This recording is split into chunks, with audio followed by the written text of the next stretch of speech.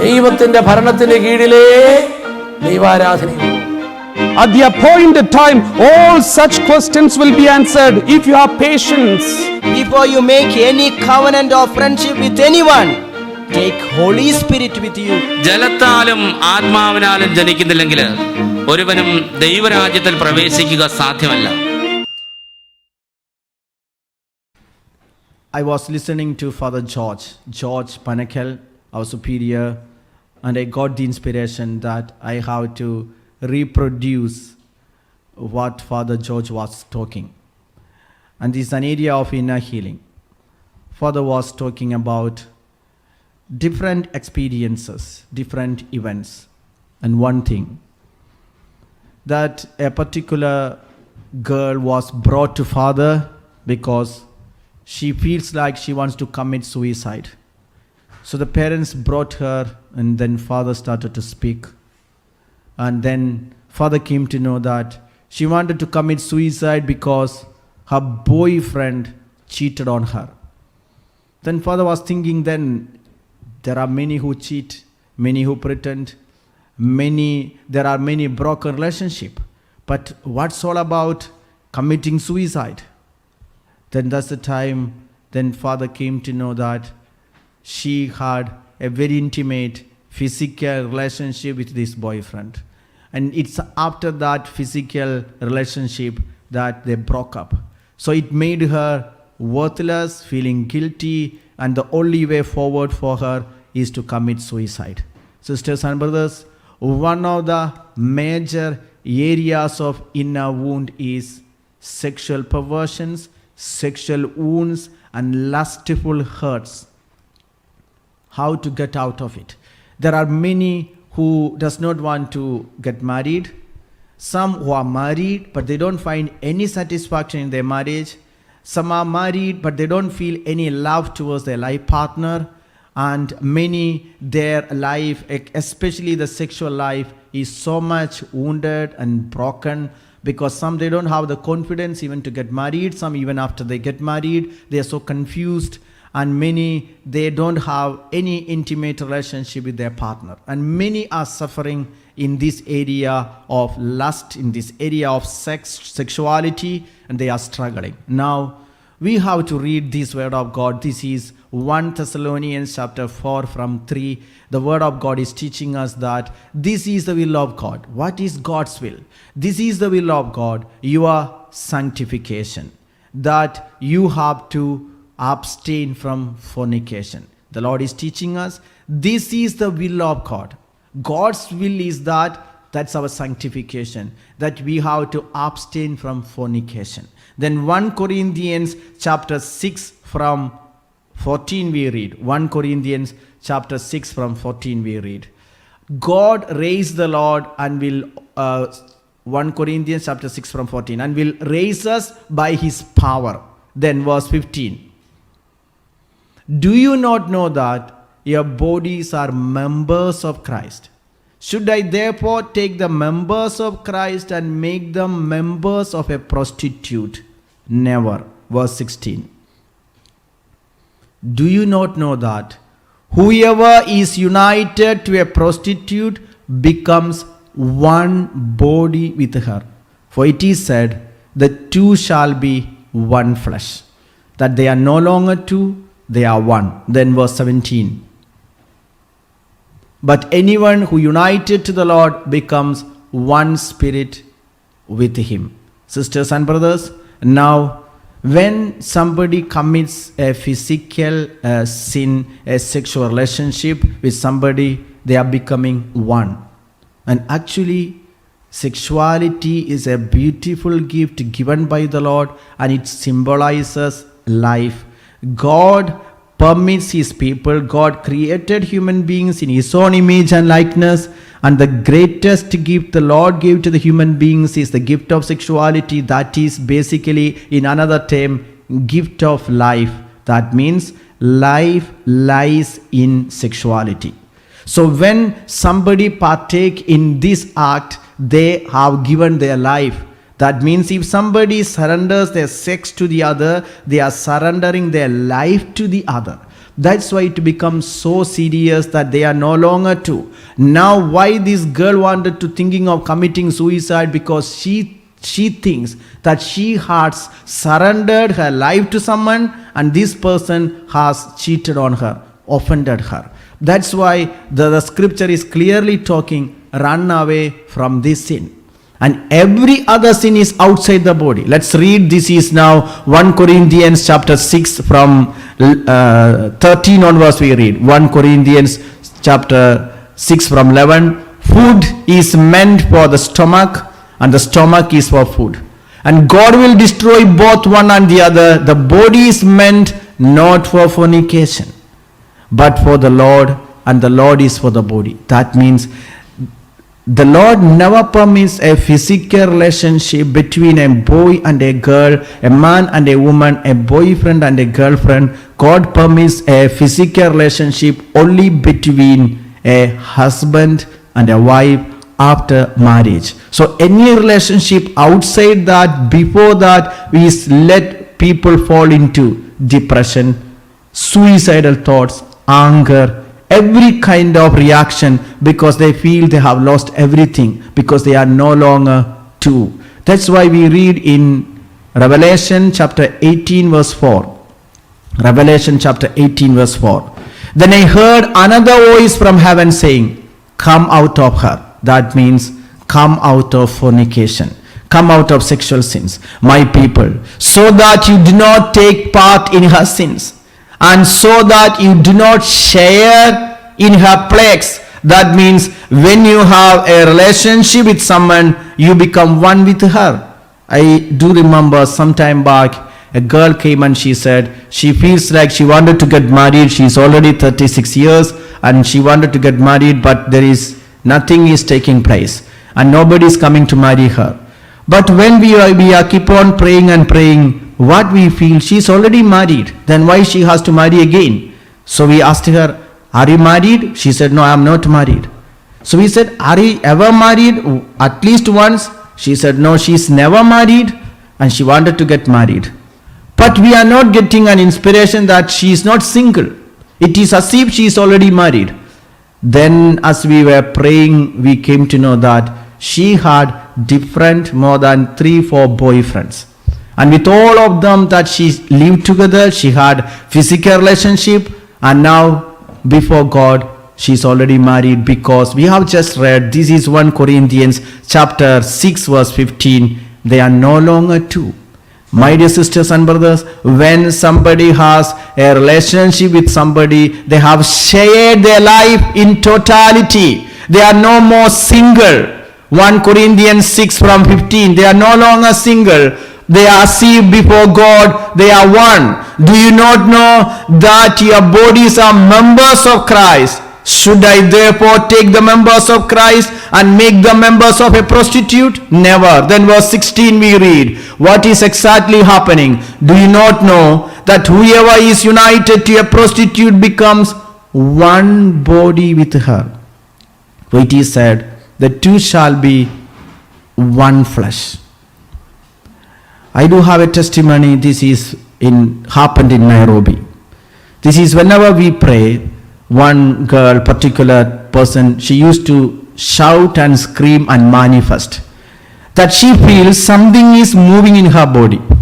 So she goes for prayers, deliverance prayers, but nothing happens. So this evil attack is there. But surprising thing is that she has no problem. If you look externally, she has no problem. It happens only when prayer service is going on, she starts manifesting as if somebody or something is inside her. So she was brought for special prayer. So when we started to pray, what the Lord gave us is Sirach chapter 12 verse 14. Sirach 12:14 we read that no one pities a person who associates with a sinner. No one pities with a person who knowingly associates with a sinner. Then we asked her that whether she is married. Then she said she is not married, but she had a boyfriend. So we asked her how long she was with the boyfriend, and she was with the boyfriend more than 6 months. They stayed together and now they are separated. And we asked her, how long that you have this manifestation? When she goes for prayers, she feels something is moving in her body. She said, now it's more than 6 months. That means since that she got separated, that this problem is there. Then we asked, then now where is the boyfriend? Now she is telling that she does not know about him. She has no contact. She has no friendship at all. She broke up because this boyfriend, she is telling, he was an unbeliever. He was an atheist. He was not even permitting her to pray. He was not even permitting her to go to church, go to prayer, because he was against God. And so it was a very broken relationship. She broke up, but now what happens? Something is moving in her body. Now we told her to pray Psalm 31:4. Psalm 31:4. Psalm 31:4 we read, take me out of the net that is laid for me, for you are my refuge. Let's kindly raise your hands and repeat this word of God. Take me out of the net that is hidden for me. Take me out of the net that is hidden for me. For you are my refuge. For you are my refuge. So we asked you to pray this word of God daily 10 times for 1 month for deliverance. Take me out of the net that is hidden for me. For you are my refuge. And we asked her to pray for the boyfriend and bring the boyfriend so that we pray over him. So when we started to pray, she was asked to pray this. We prayed for her and we told her to repeat it daily.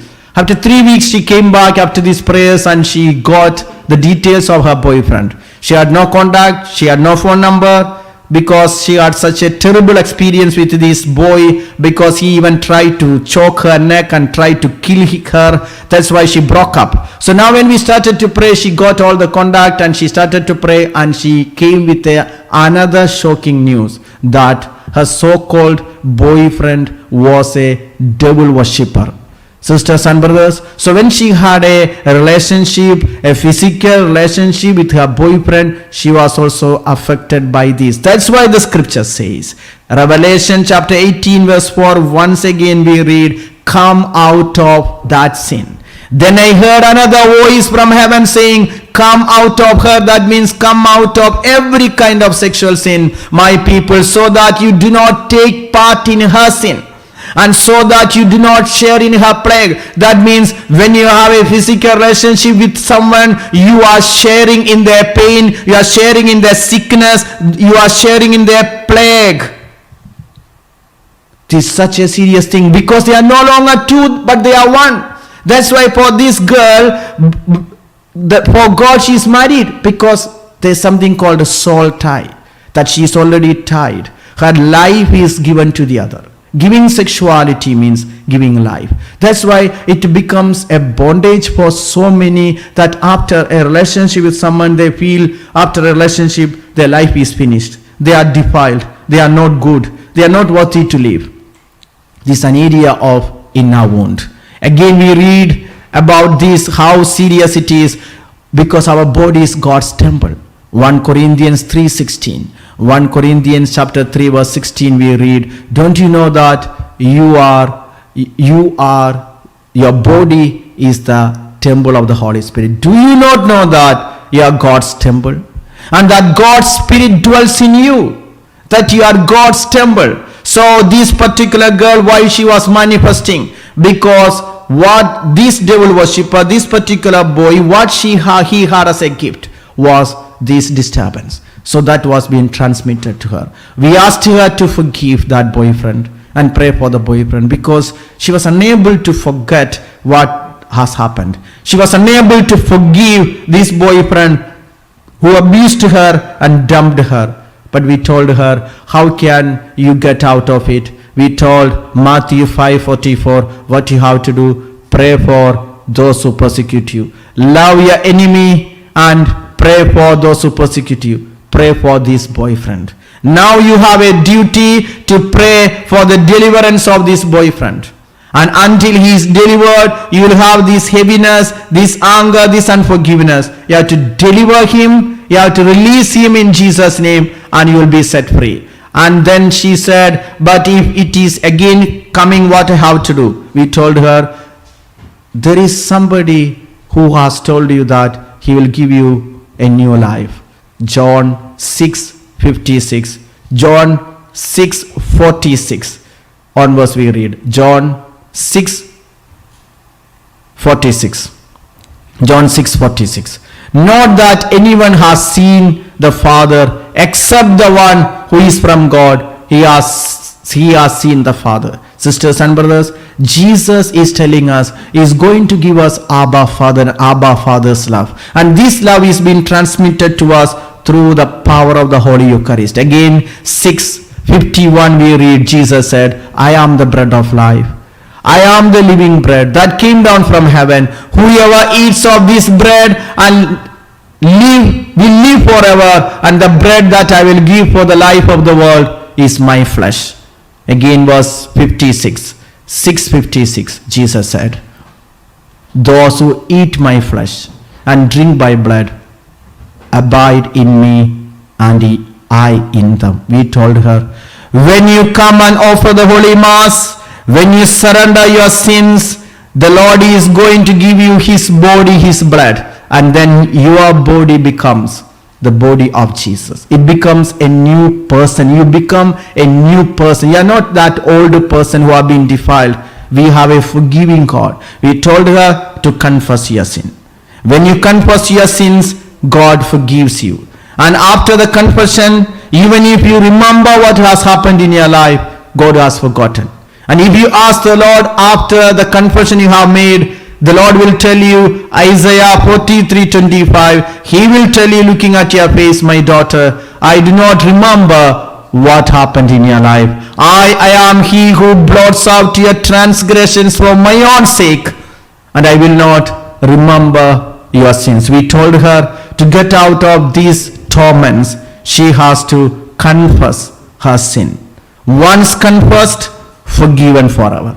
And she has to receive the Eucharist. When she receives the Eucharist, her body is no more her old body that committed a sexual sin. That becomes a new body. That's the body of Christ. That is the power of the Eucharist. He makes you a new person, a new creation. You have to believe. John 1:12, Jesus said, the scripture says, those who believed in him, those who received him, the Lord gave them the power to become the children of God. Today, if you are wounded, you are hurt because of the past painful sins, and now you are not confident even to get married, you feel that once you have committed this sin, now you think that you are still defiled, you have that guilty feeling, you are thinking that you can never get out of it. The Lord is telling, he is a forgiving God. Once you confess that sin, he has forgiven. And the Lord is telling, I will never remember what you have committed. And not only that, he is offering his own body, his own blood, and he is telling you, those who receive me. Again we read, let's claim this word of God, John 6:56. Let's claim it and believe it, that those who eat my flesh, please repeat after me, those who eat my flesh, Those who eat my and flesh drink my blood, and drink my blood abide in me, abide in and me, I in them. and I in Those who them. eat my flesh Those who eat my and flesh drink my blood, and drink my blood abide in me, abide in and me, I in them. and I in them. Believe that the Lord is coming to dwell inside you. 2 Corinthians 6:17 we read, the Lord is asking you, he is telling you, if you are in any wrong relationship, maybe you have a boyfriend or girlfriend or any kind of relationship, the Lord wants you to use your sexuality only in the sacrament of marriage. Anywhere outside. That's why Father George was telling, giving your sexuality is giving your life, your personality, your identity. Since then, you will always have this uneasiness, this heaviness, this guilt feeling, this sorrow, and you will even lack self-confidence. You may feel self-pity and self-hatred because you have surrendered your entire personality, your entire life to somebody else. That's why let's read this word of God. Therefore, come out from them and be separate from them, says the Lord, and touch nothing unclean, then I will welcome you. Touch nothing unclean. Then verse 18, if you stop having this any wrong relationship, I will be your father, and you shall be my sons and daughters, says the Lord God Almighty. The moment you get out of wrong relationships, wrong attachments, and you surrender your life, you confess, you receive the Eucharist, you are becoming a new person, a new creation. Sisters and brothers, the Lord wants to give you a new life. I do remember a lady who came and she said her problem is hatred towards her husband. She's telling she has no problem with any other man, but when it comes to her husband, she feels lot of anger, heaviness. She has no feeling for her husband. So she thought maybe the husband is unfaithful, the husband is not being chaste to her, that he may have some kind of wrong attachment. That's why maybe she is not feeling that physical love for the husband, and there is lot of hatred. Sisters and brothers, when we started to pray for her, the Lord gave us this word of God from Hebrews chapter 13 from 4. Hebrews chapter 13 from 4. The word of God says, let marriage be held in honor by all, and let marriage bed be kept undefiled, for God will judge fornicators and adulterers. We know there is no fornication, there is no adultery in the marriage bed. Then how can there be fornication? Because marriage is a sacrament, and that physical relationship is approved by the Lord. It is something holy, and no one should be ashamed of a physical relationship between a husband and wife, because it's approved by God. This is where life begins. But then how it happens? Then why God is telling that he is going to judge fornicators and adulterers? Then we came to know it's because she was not married. When she was getting married, she did not make a good confession. She did not repent of her sin, and she herself had different relationships, and she just entered into marriage without repenting. That is why now she feels this hatred. It's not because her husband was unfaithful, because of her own past unfaithfulness which she did not confess. Sisters and brothers, many marriages are broken. There are people who live with a lot of friendship before their marriage. They call themselves as boyfriend and girlfriend. They have a lot of attachment. They always make phone calls. They have such a deep relationship. But once they get married, there are many who live like enemies in the same house. The husband and wife, they cannot love for each other. They sleep in separate rooms. They don't have any relationship. They don't have any love for each other. They feel a lot of heaviness. They feel a lot of distance. How it happens? It's because, sisters and brothers, any sexual sin that is not confessed, that's holding on to us, will create hatred. Sin causes hatred. 2 Samuel chapter 13 from 14 we read. 2 Samuel chapter 13 from 14 we read that this is about Amnon and Tamar. They were sisters and brothers. Then Amnon had great desire for Tamar, and Amnon thought that he will not have a life without Tamar. So though Tamar was his own sister, that is born of another wife, the children of David, what happens? He would not listen to her, and being stronger than she, he forced her and lay with her. That means Amnon committed a physical sin with Tamar. They had a physical relationship. Then what happened? Verse 15 we read. Then Amnon was seized with a very great loathing for her. Indeed, his loathing was even greater than the lust he had felt for her. Amnon said to her, get out. That means immediately after Amnon had a physical sexual relationship with Tamar, what happened? Hatred. He could not control his hatred towards Tamar. That means sin caused hatred. Actually, he had lot of lust, but everything has disappeared the moment he committed a sin. No more Amnon could love Tamar. Sisters and brothers, why many marriages and families, and this is the sin of this age. This is the sin of this modern world. And people, one day I was preaching about it, then somebody came and told me, Father, you should not preach about it. It is, we have children, we have different type of people who are attending it. Then I just told them, people have no problem to commit sin, but the problem is only when we preach about it. If we don't preach about it, then who will preach about it? Sisters and brothers, this is Ezekiel chapter 2 from 6. Why we do preach about it? This is a commandment from God. Ezekiel chapter 2 from 6 we read, and you, O mortal, do not be afraid of them. And do not be afraid of their words, though briars and thorns surround you, and you live among scorpions. Do not be afraid of their words. Verse 7. And do not be dismayed at their looks, for they are a rebellious house. Then verse 7 we read, you shall speak my words to them, whether they hear or refuse to hear, for they are a rebellious house. Sisters and brothers, this is our obligation as priests, to teach you holiness, to let you know that this is something that is a sin God does not appreciate. That you have a question, why there is hatred, why you are not able to love your husband, love your wife. This is in a healing retreat and you are searching for this reason. You don't understand, you just suspect your partner, you are thinking that this partner is unfaithful, and the Lord is telling is because of your unconfessed sexual sins in the past.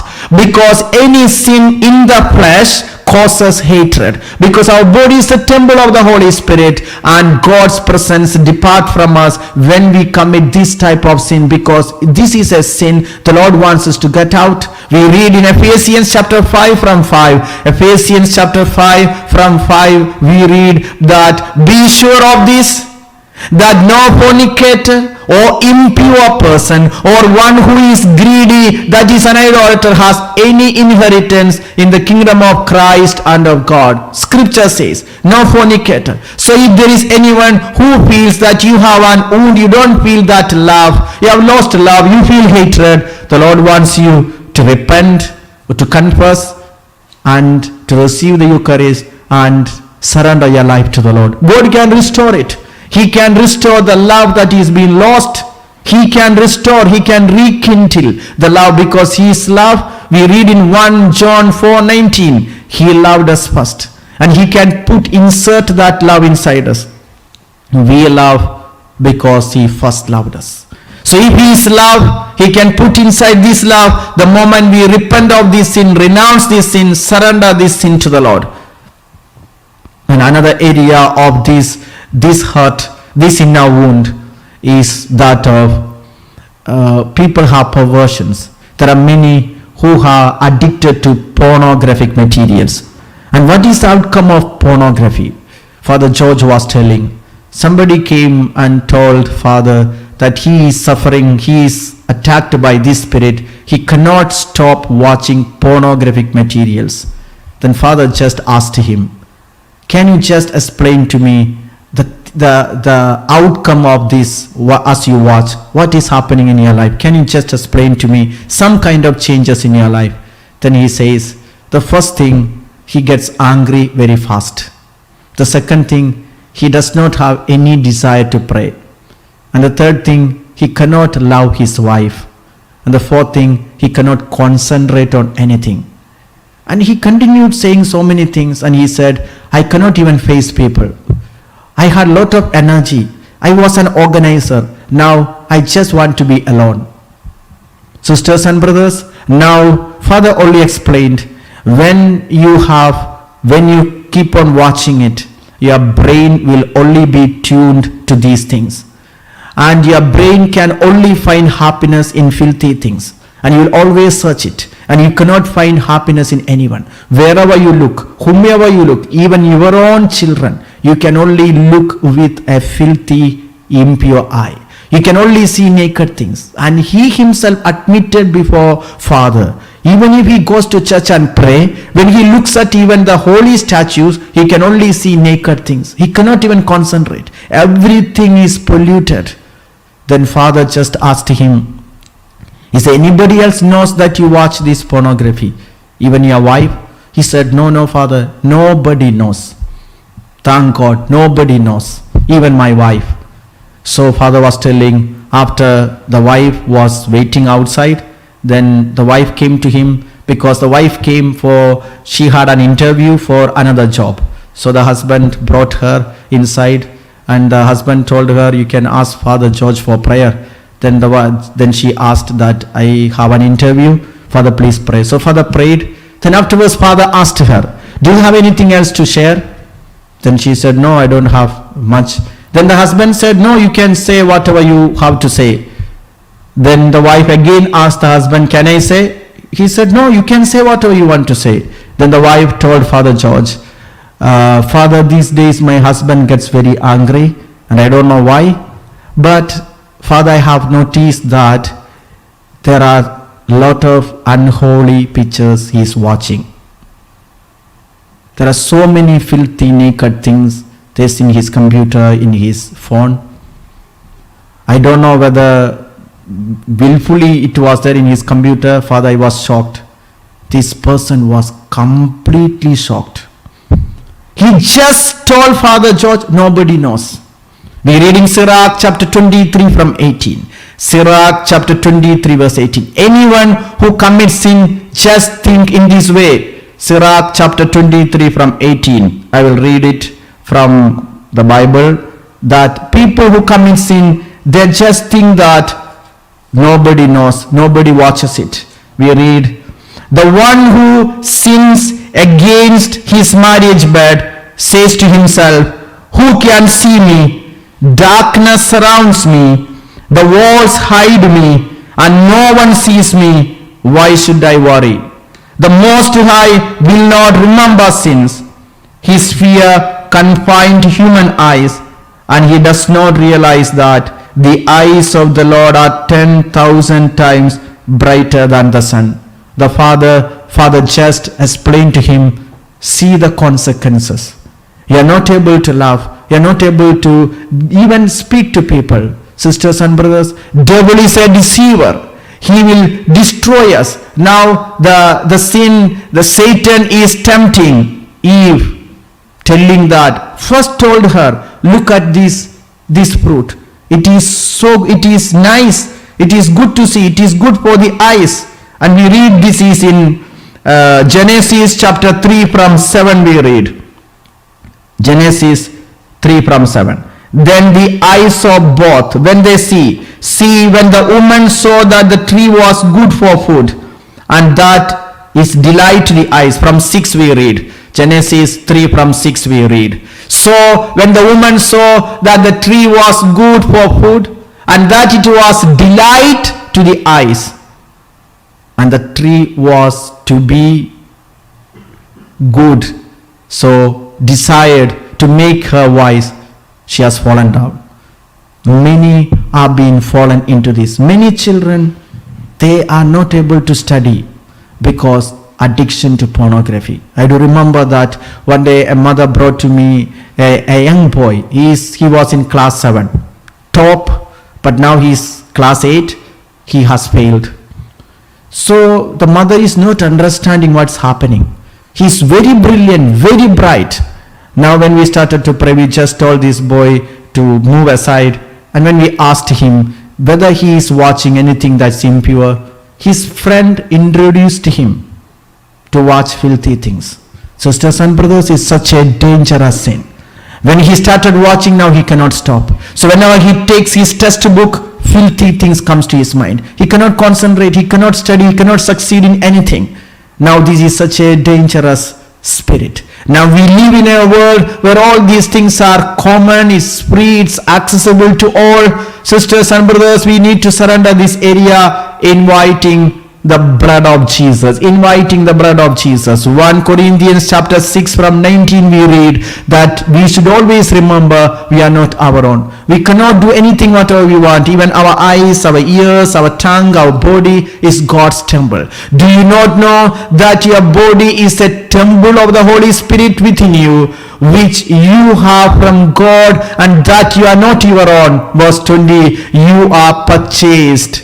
You are bought with a price, therefore glorify God in your body. So why people are not able to pray when they are addicted to this? We read in Romans chapter 8 from 7.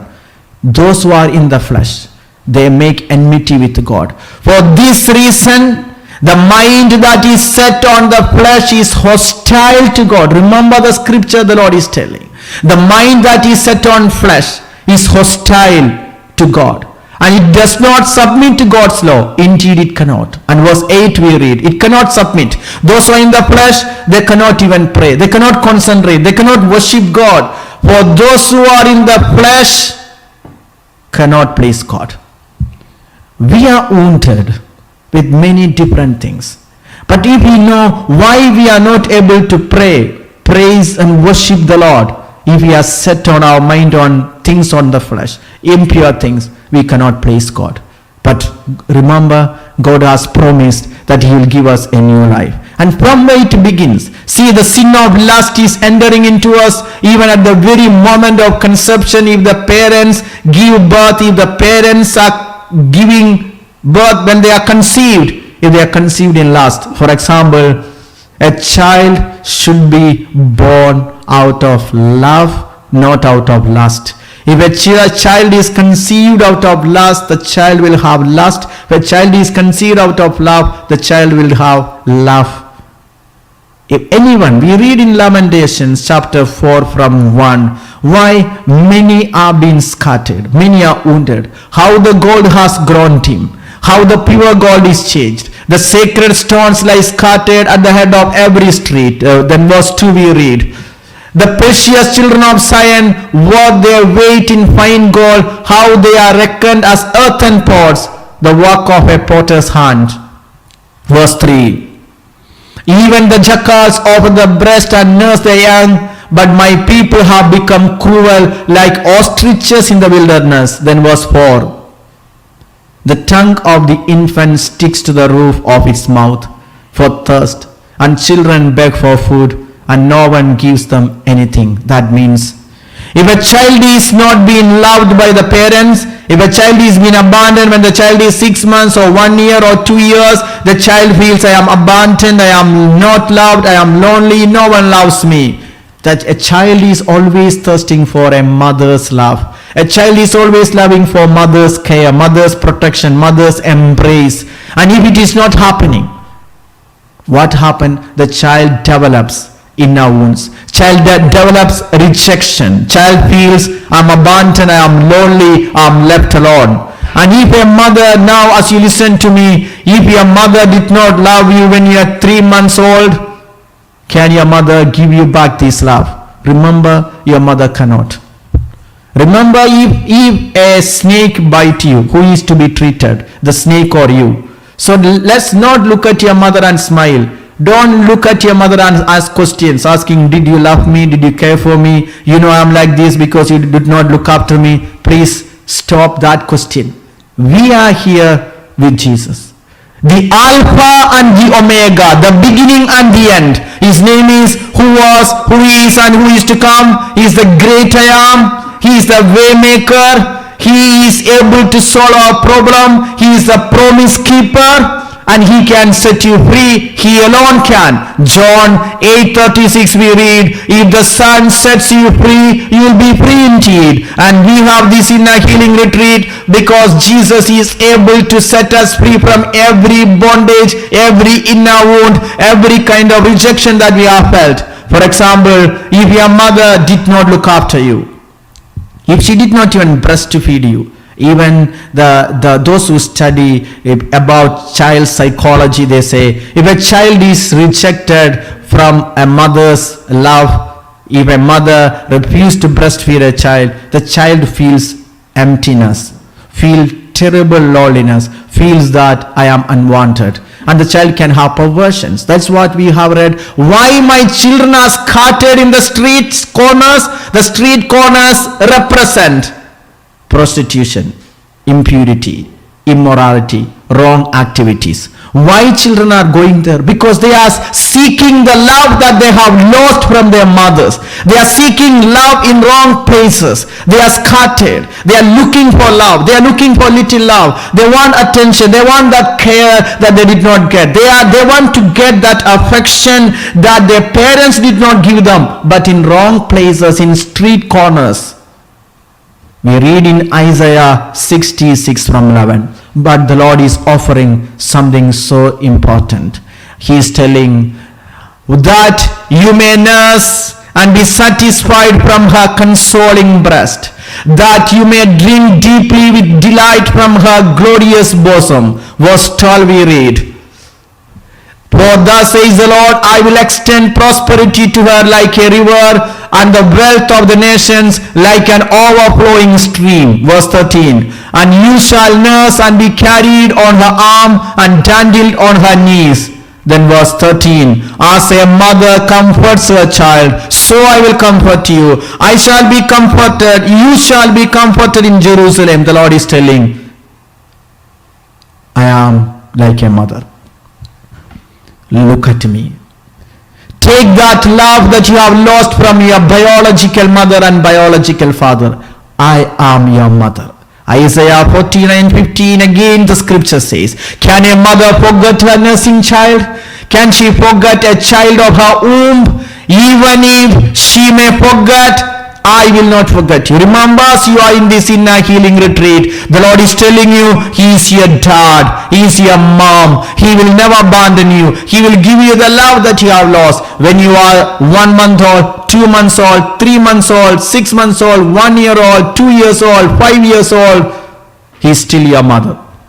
Even if you are 70 years old, for God, you are a little daughter, you are a little boy.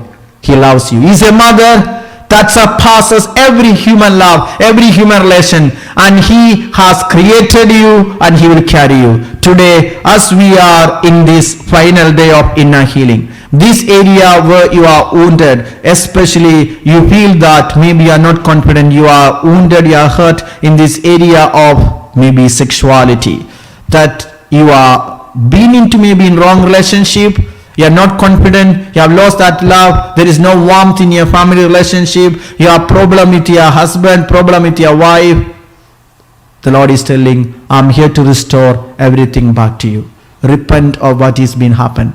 Offer your body. This is Romans 12 from 1. The Lord is inspiring us what you have to do. Offer your body. I appeal to you therefore, brothers and sisters, by the mercies of God, to present your bodies as a living sacrifice, holy and acceptable to God, which is your spiritual worship. Then verse 2, we read, do not be conformed to this world. Do not be conformed to this world, but be transformed by the renewing of your minds, so that you may discern what is the will of God, what is good and acceptable and perfect. The Lord is asking you, offer your body, your physical body, your body, mind and soul, your entire self unto the Lord as a living sacrifice, and He is going to take over your body.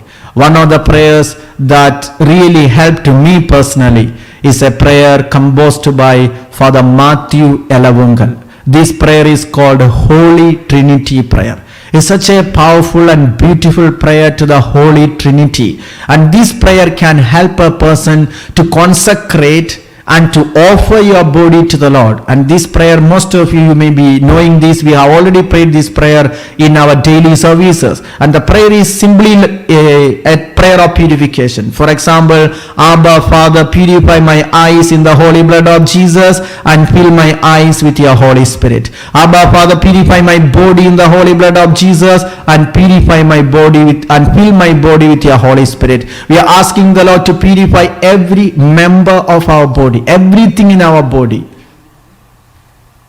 by the blood of Jesus, and to be filled with Holy Spirit. Romans chapter 6 from 13 we read, where St. Paul is teaching us that no longer present your members to sin and as instruments of wickedness, but present yourselves to God as those who have been brought from death to life, and present your members to God as instruments of righteousness. And we read verse 14, He is inspiring us, for sin will have no dominion over you, since you are not under law but under grace. So when you surrender your body, the members of your body to the Lord, He is going to take over. And we need to pray this prayer daily. Every day when you get up, if you can pray, Abba Father, purify my brain in the holy blood of Jesus and fill my brain with your Holy Spirit. Abba Father, purify my memory in the holy blood of Jesus and fill my memory with your Holy Spirit. Abba Father, purify my body, my sexuality, my emotions, my past life, my relationships in the holy blood of Jesus, and fill my body with your Holy Spirit. The Lord is going to take over. As we have already mentioned to you, inner healing is an ongoing process. We are all wounded, we are getting wounded, and we will get wounded until the last breath, because we are living in this world where we are all wounded. That's why Isaiah, when he had this divine revelation, Isaiah chapter 6 from 3 onwards we read, when he had this divine inspiration, and one called to another said, holy, holy, holy is the Lord God of hosts, the whole earth is full of his glory. Isaiah got this great honor to feel the presence of God. So when he understood the presence of God, the immediate thing is he came to know about his unworthiness. We read verse 4, immediately what has happened in his life. Then immediately the pivots on the thresholds shook at the voice of those who called, and the house filled with smoke. There was mighty presence of the Lord. And we read verse 5, then immediately how he prays. Then he said, woe is me, I am lost, for I am a man of unclean lips, and I live among a people of unclean lips. Yet my eyes have seen the King, the Lord of hosts. Sisters and brothers, we ourselves are unclean, and we live among unclean lips. And we should know this. That's why we need to purify every day. We need to purify our thoughts, our words, our emotions every day. That's the only way practically we can receive inner healing. Every day we are getting wounded. Every day we are getting rejected. Every day our heart is being pierced by certain comments of the people. Why? Because we are already wounded. That's why we need to surrender all our wounds since we are born, conceived from the womb of the mother until this day. Even what is going on, every day we need to surrender, consecrate our bodies as a living sacrifice, and he is going to intervene in our life. Let's kindly stand up and let us ask the Lord to reveal to us every wound, especially the wound in the area of sexual perversions, where you cannot control your eyes. You have this impure curiosity. There are many, even children, even many who are addicted to different things. You want to get out of it. There are many, you feel you are dirty. You have lost all self-confidence because somebody sometimes may have misused you. They have abused you. They have done something wrong in your life. And now the Lord is here. He wanted to do something new in your life. Lord, I bring to you every kind of wound that came to me through some kind of wrong relationships. I did not know that it was so serious. I did not know that I will become one body with that boyfriend, one body with that girlfriend, that I cannot just get out of it. Lord, surrendering my sexuality is equal to surrendering my life. Lord, my life I can surrender only to you, only to the partner whom you give me sacramentally. If I have involved in anything else other than this, Lord, I surrender this. I beg you to wash me in your precious blood and make me a new creation. Everyone who have any kind of wound, especially those who get angry so fast, they may have a misused past experience. Lord, we beg you to deliver them. Keep your hands on your head. Blood of Jesus flow on. Wash away my sin. My Jesus, I beg you to wash me in your holy precious blood.